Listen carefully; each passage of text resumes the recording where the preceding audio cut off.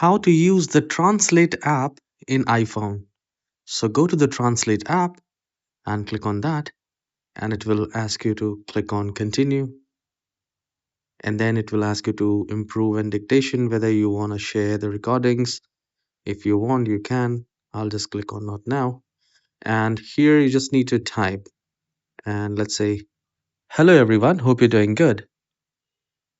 Now, this is how you can change it. So I have converted from English to Spanish.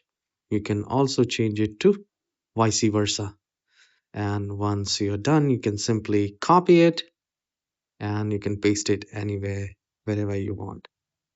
You can also use the images. If you can use the camera and you can use the conversation like this. So you just need to spend few minutes here and you will be able to use the Translate app in iPhone. If you find this tutorial short and helpful, don't forget to hit the like and subscribe. Have a wonderful day.